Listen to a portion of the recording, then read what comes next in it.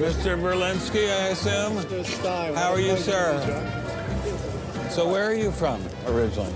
I was born in New York. Yes. Spent 31 years in Manhattan. Yes. And I spent a lot of time in California, too. And tell me all the various universities where you studied or taught.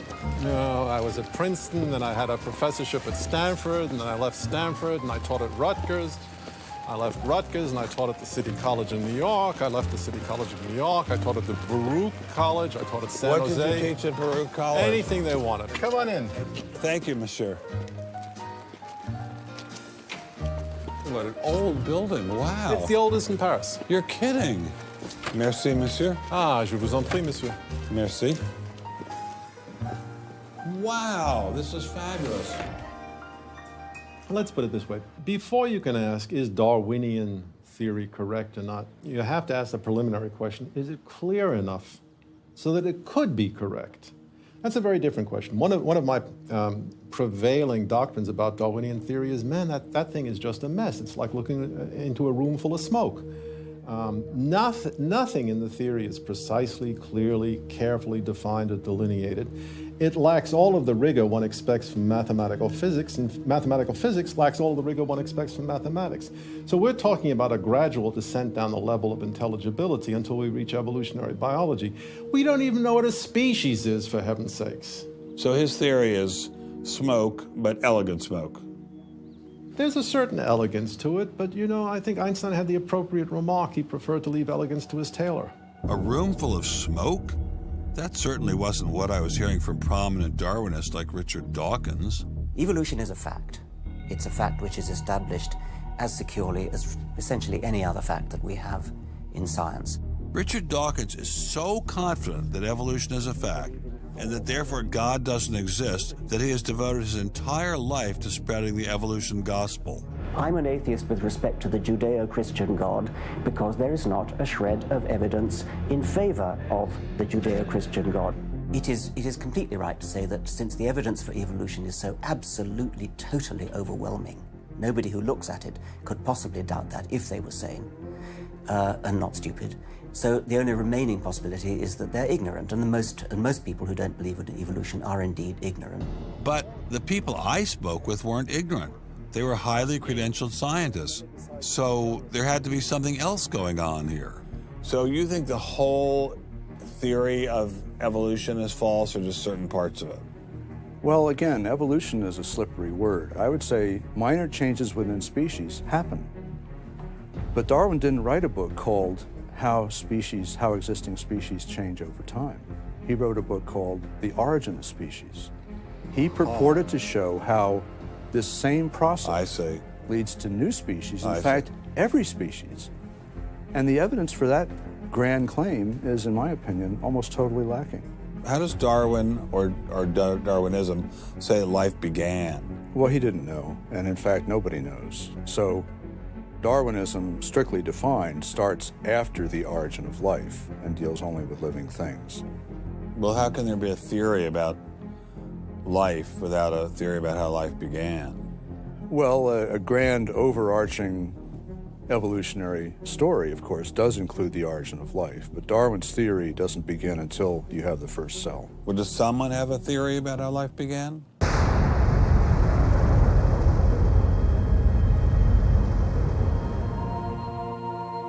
This is the story of a small planet in space called Earth. For a typical Darwinian explanation of how life originated, Dr. Wells directed me toward this documentary.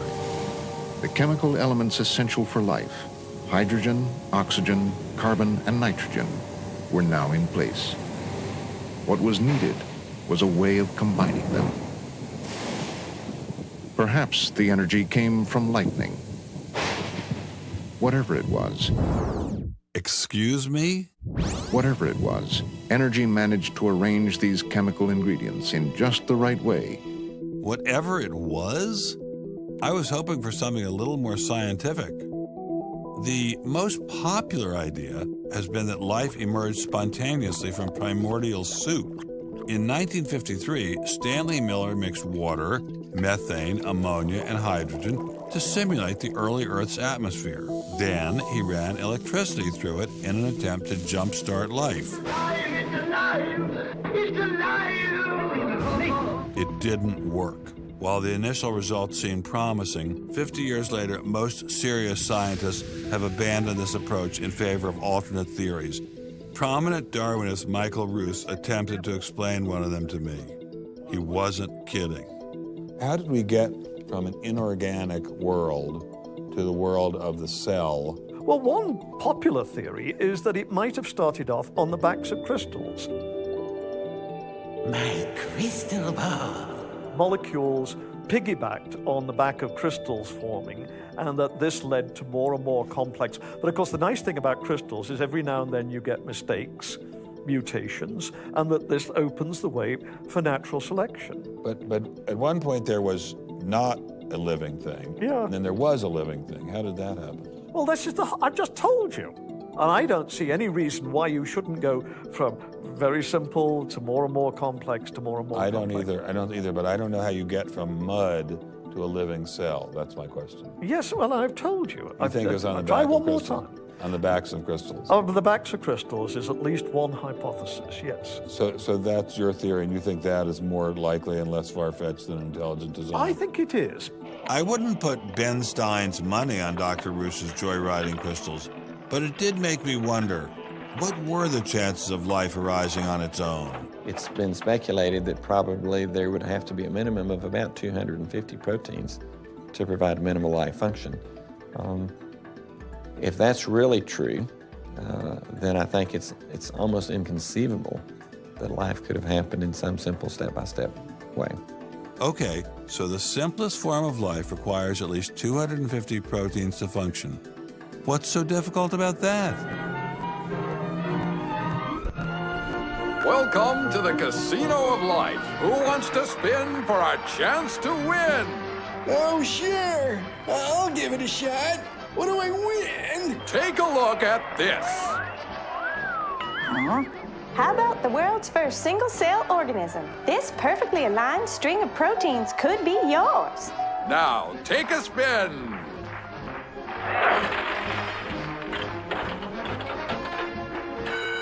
I won. Tina, tell him how many times he needs to do that to win the prize. 250. That's right, folks, and all in the correct order. But that's impossible. We've heard that before, haven't we, Richard? Come on, Mother Nature, do your thing. You stupid machine! I hate you!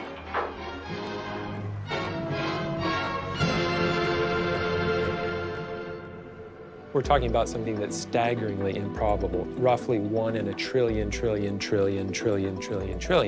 Let all of life choose a million, a trillion. The number is essentially zero. Something has to skew nature to choose the ones that work. So, in the game of life, it looks as if the house always wins. Luckily, some serious scientific minds have figured out a way to beat the odds. Directed panspermia. When faced with the overwhelming problem of the origin of life, Nobel Prize winner Francis Crick proposed this theory, that life was seeded on Earth, which basically means aliens did it. Crystals? Aliens? I thought we were talking about science, not science fiction. We don't know what caused life to arise. Did it arise by a purely undirected process? Or did it arise by some kind of intelligent guidance or design? And the rules of science are being applied to actually foreclose one of the two possible answers to that very fundamental and basic and important question. So the rules of science say we will consider any possibility except one that is guided. Exactly. No matter how life began, on the backs of crystals or in the test tube of some intelligent designer, everyone agrees it started with a single cell. But what is a cell? Let me ask you a question. Yeah. Darwin wrote The Origin of Species in 1859, published it in 1859. He had an idea of the cell as being quite simple, correct? Yeah, everybody did. Okay.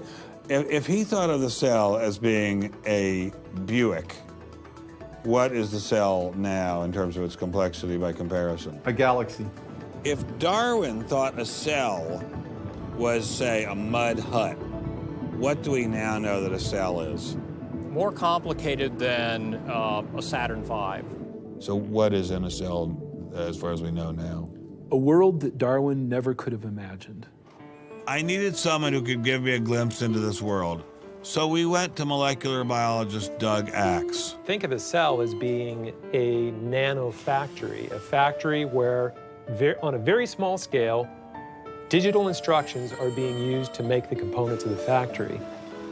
Here we have the famous DNA double helix. You can see the two helical strands that are intertwined and wind around each other on the outside of the molecule. This is the material that stores all of our genetic information. In higher life forms, this will be the equivalent of something like a gigabyte of information stored in the molecules that form the individual chromosomes, all packed within the nucleus, which is a tiny fraction of the entire cell size. So what does DNA do? Well, the information in DNA ends up providing the information for sequencing the amino acids to make protein. We have information in a one-dimensional form that provides the information for a three-dimensional form.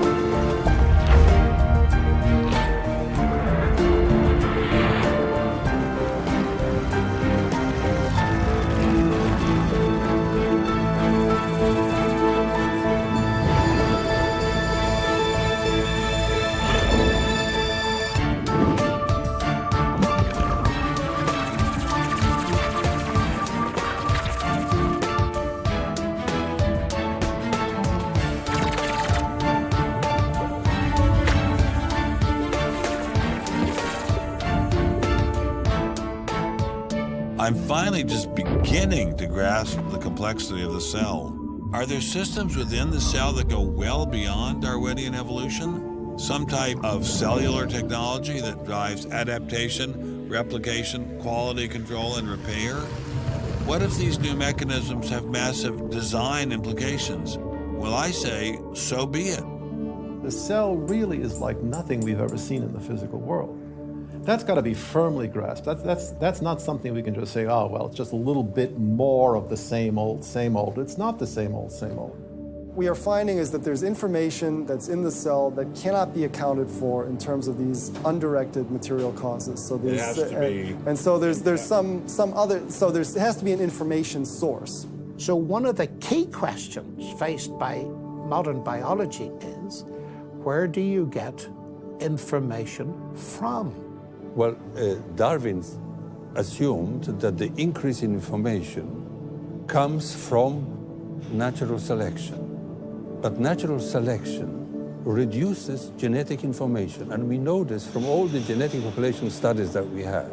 And where does the new genetic information going to come from? Well, that's the big question.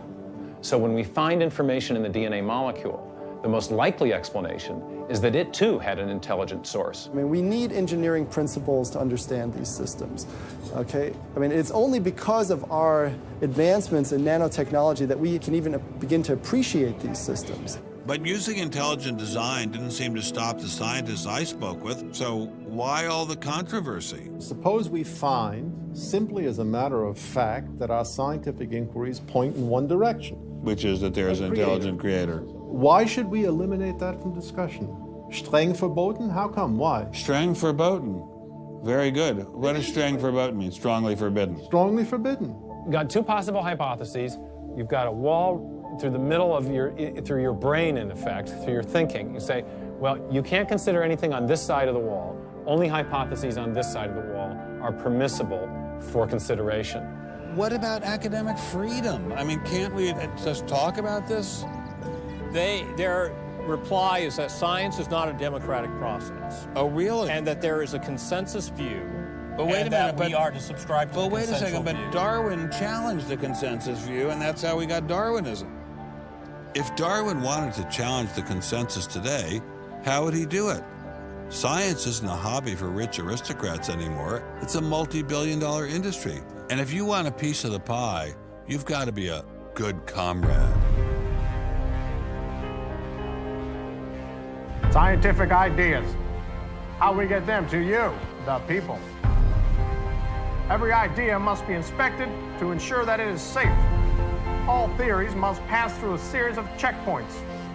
First, the Academy. Getting a controversial theory through the Academy can be dangerous. Few people know this better than Congressman Mark Souder. He uncovered a targeted campaign led by individuals within the Smithsonian and the National Center for Science Education to destroy Dr. Sternberg's credibility.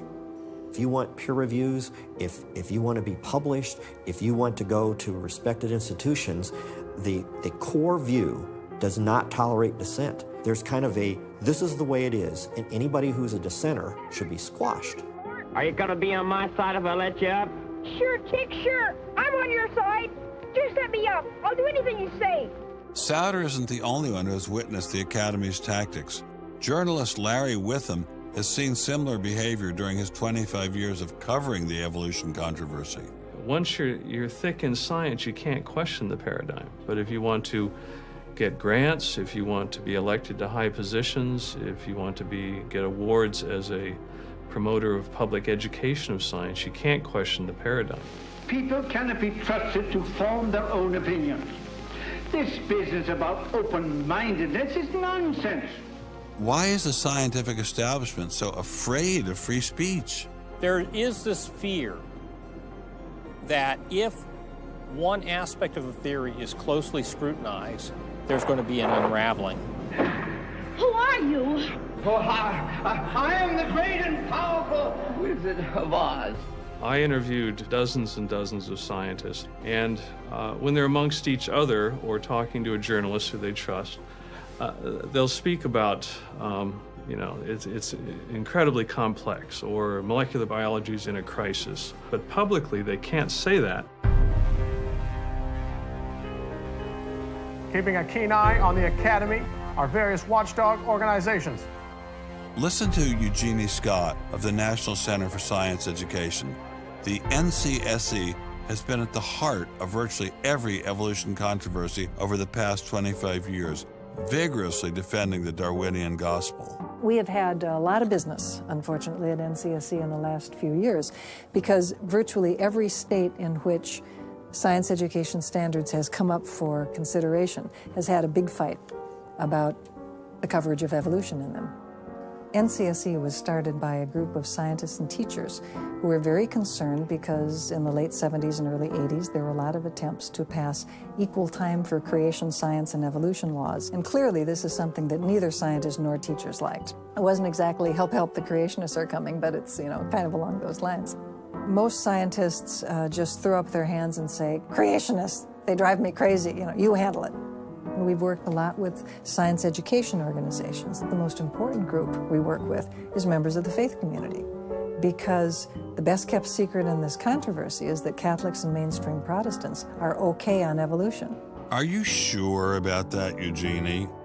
Liberal Christians have been fighting with conservative Christians for so long that they'll side with anybody against the fundamentalists.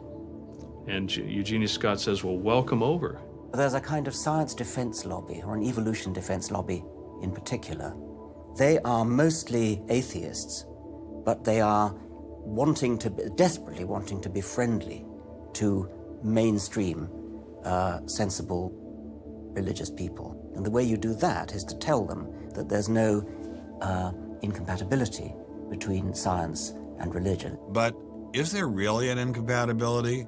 Can't we believe in God and Darwin? Implicit in most evolutionary theory is that either there's no God or God can't have any role in it. So naturally, as many evolutionists will say, it's the strongest engine for atheism. If they called me as a witness and a lawyer said, Dr. Dawkins, has your belief in evolution, has your study of evolution turned you towards atheism? I would have to say yes. And that's the worst possible thing I could say for winning that court case. So people like me are bad news for the science lobby, the evolution lobby. By the way, I'm being a hell of a lot more frank and honest in this interview than many people in this field would be. Working hard to keep ideas in check are our friends in the media. Morning, paper. Paper, mister? The tendency of the media is to side with the establishment because they inherently agree with the establishment. Eugenie Scott, my understanding is that there is not a single peer-reviewed article out there that supports intelligent design. Am I wrong? You are not wrong. You are correct.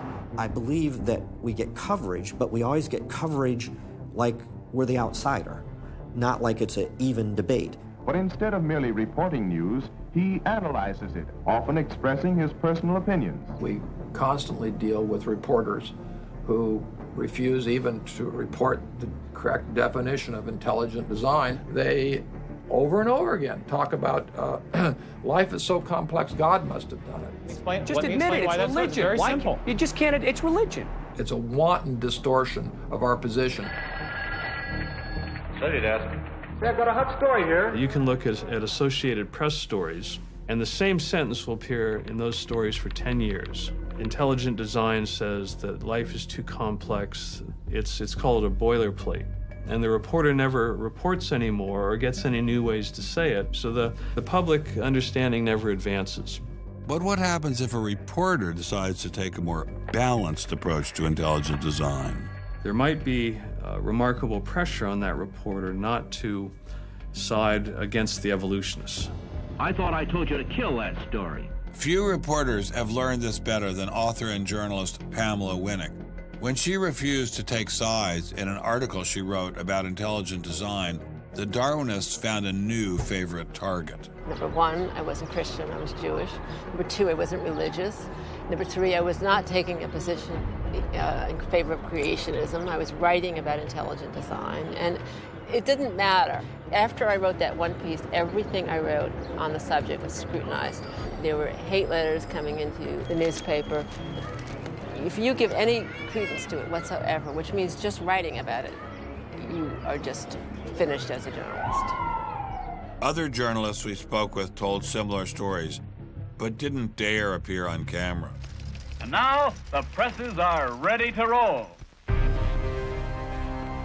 When all other checkpoints fail, there is always the courts.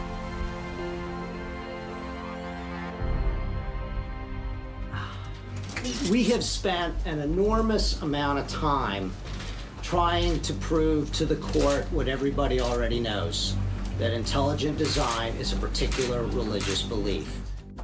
But I thought scientific questions were settled by the evidence, not by taking people to court and suing them. How do other countries deal with such disputes?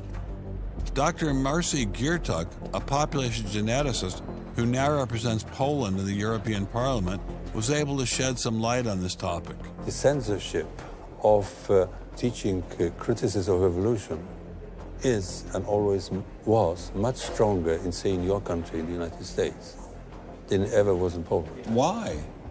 Why would the censorship? That is because you have a political correctness in your country. These issues are brought to court, and the court says what you can and what you cannot teach. We want to know what you teach, what books you use, how you teach it.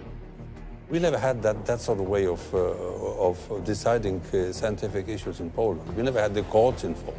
So you are saying that as far as the teaching of science is concerned, Poland is freer academically than the United States. I think in this particular issue of evolution, I think this is true. But how effective are the courts in deciding such matters? What about the general idea that intelligent design is doomed as a result of several recent legal setbacks? I think court cases don't decide anything. I mean, if you look at the Scopes trial, who won that trial? It wasn't the evolutionists. I mean, it was the Tennessee law was upheld, barring evolution. And yet, in the popular imagination, Scopes is the hero. Inherit the Wind, that movie which is really bogus history based on the Scopes trial, has carried the day. These issues go much deeper than any decision by a judge. The evolution debate does seem to run much deeper than the courts, much deeper even than science. To generate this level of hostility, ID must threaten something at the very core of the Darwinian establishment. The entire globe is today the site of a momentous conflict. It is the challenge of ideas.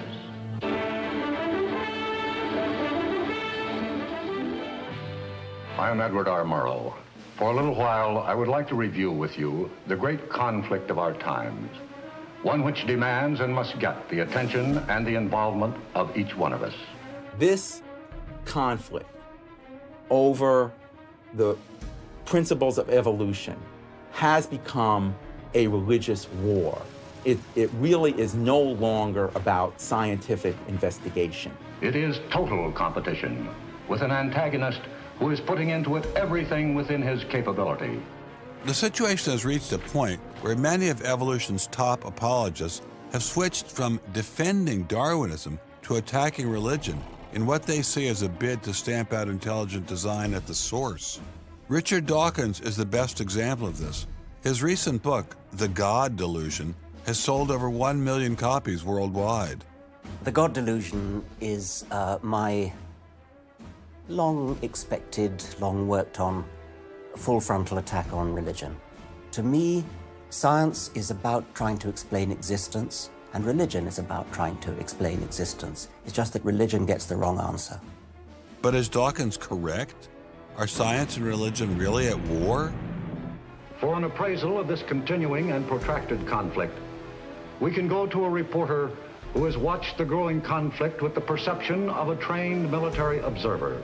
Oxford professor Alistair McGrath, author of The Dawkins Delusion, seemed like the ideal person to answer my question.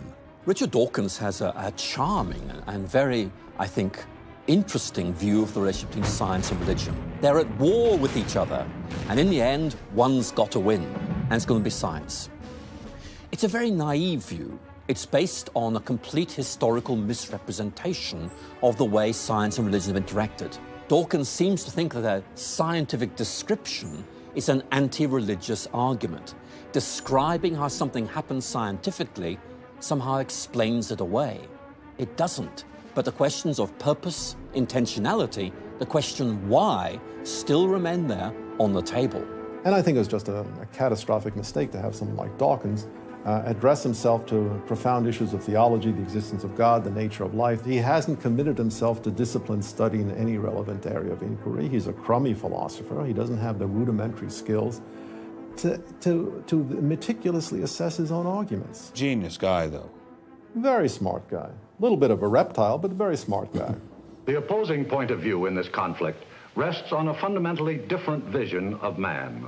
If you have two distinguished scientists, and in fact you can range many more on each side, as you know, saying exactly opposite things, that's telling me that the conflict is not between science and belief in God. Otherwise, you'd expect all scientists to be atheists. But it's a worldview conflict. It's between scientists who have different worldviews. You've got two competing explanations of the evidence. One says design, one says undirected processes. Both of them have larger philosophical or religious or anti-religious implications. So you can't say that one of those two theories is scientific and the other is unscientific simply because they have implications. Both have implications. People who tell you, for example, that science tells you all you need to know about the world, or that science tells you that religion is all wrong, or science tells you there is no God, those people aren't telling you scientific things. They are saying metaphysical things, and they have to defend their positions for metaphysical reasons. What is being presented to the public is, first comes the science, and then comes the worldview.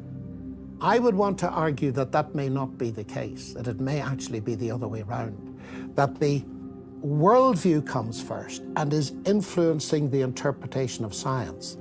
My deep regret is some people are so deeply entrenched in their own worldviews that they will simply not countenance alternatives. I'm actually a person of the left, and not even a particularly religious person. I think of myself as a kind of humanist. And I think it's sending a very bad message to religious people who are interested in science, that in some sense, in order to do science credibly, they have to leave their religious beliefs at the door. The founders of early modern science, Sir Isaac Newton, Robert Boyle, Johannes Kepler, Galileo, most of these early scientists all not only believed in God, but they thought their belief in God actually made it easier to do science.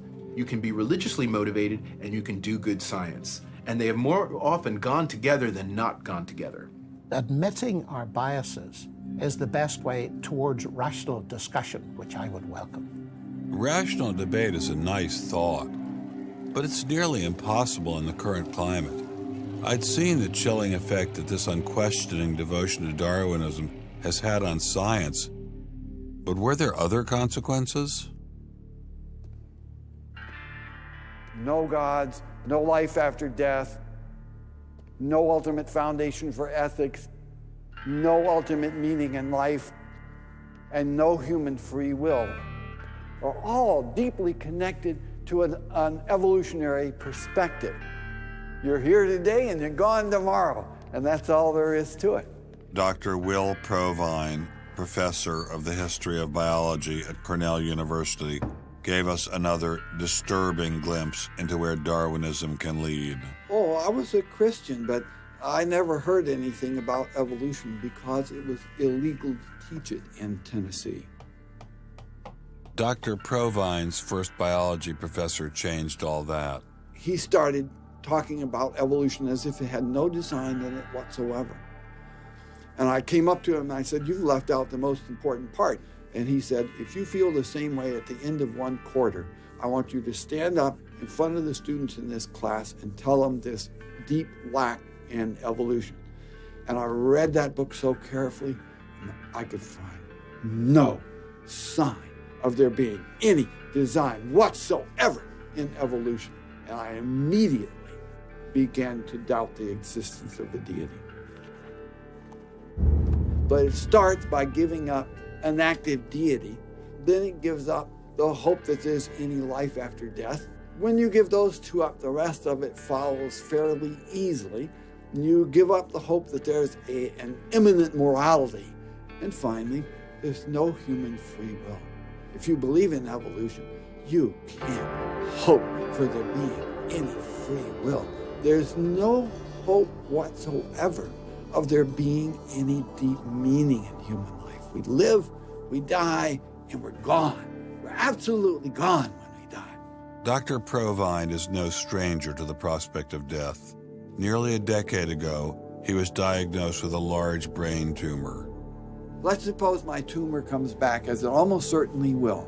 Well, I'm not going to sit around like my older brother did last year, and he was dying of ALS, Lou Gehrig's disease. He wanted desperately to die, but we couldn't help him die. I don't want to die like that.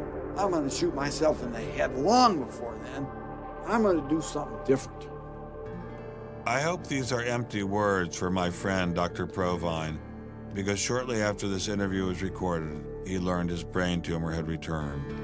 I don't feel one bit bad about holding the views that I do. There's not anything in the views I hold that makes me, oh, I wish I had free will, or, oh, I wish there were a God. I don't ever wish that. Dr. Provine's deconversion story was typical amongst the Darwinists we interviewed. Biologist P.Z. Myers, who runs the pro-Darwin, anti-religion blog Pharyngula, says science eroded his faith as well. I never hated religion. I found religion quite comfortable, and I liked the people in it. What led to the atheism was learning more about science, learning more about the natural world, and seeing these horrible conflicts with religion. And it was then, when I discovered evolution, when I discovered Darwinism, that I realized there's this magnificently elegant, stunningly elegant explanation, which I didn't quite understand to begin with. When I did understand it, then that finally killed off my remaining religious faith. After hearing these stories, I was not surprised to discover that most evolutionary biologists share Professor Dawkins' views. It appears Darwinism does lead to atheism, despite what Eugenie Scott would have us believe. And if you separate out the ethical message from religion, what have you got left? You got a bunch of fairy tales, right? I think that God is about as unlikely as fairies, angels, hobgoblins, etc. Religion, I mean, it's just fantasy, basically. It's completely empty of any explanatory content. And it's evil as well. Half the people in this country think that drugs is what you have to regulate to make us safer, and half the people think guns, that's what you got to regulate to make us safer. But I always think if you're going to regulate one thing that has the most potential to cause death and destruction, religion. You got to start with religion, and Religion is an idea that gives some people comfort, and we don't want to take it away from them. It's like knitting. People like to knit. You know, we're not going to take their knitting needles away. We're not going to take away their churches. But what we have to do is get it to a place where religion is treated at the level it should be treated. That is, something fun that people get together and do on the weekend and really doesn't affect their life as much as it has been so far. So, what would the world look like if Dr. Myers got his wish? Greater science literacy, which is going to lead to the erosion of religion. And then we'll get this nice positive feedback mechanism going, where as religion slowly fades away, we get more and more science to replace it. And that will displace more and more religion, which will allow more and more science in. And we'll eventually get to that point where religion has taken that appropriate place as a side dish rather than the main course. But will eradicating religion really lead to a modern utopia? Let me try to imagine that, and let's let history be our guide.